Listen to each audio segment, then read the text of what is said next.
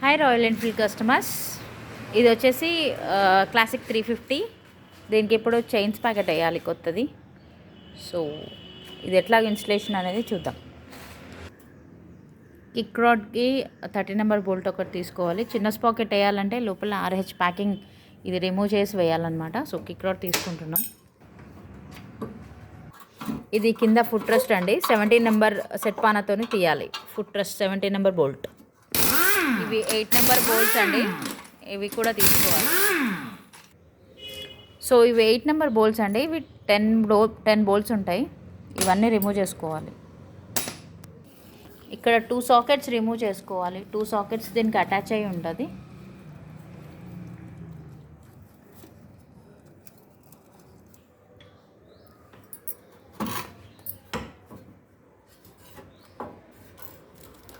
ఇలా RH packing వచ్చేస్తుంది. ఇది చిన్న స్పాకెట్,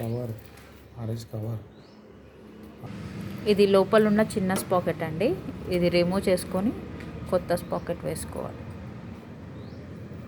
సో ఇక్కడ ఉన్న డస్ట్ అంతా క్లీన్ చేసుకోవాలి.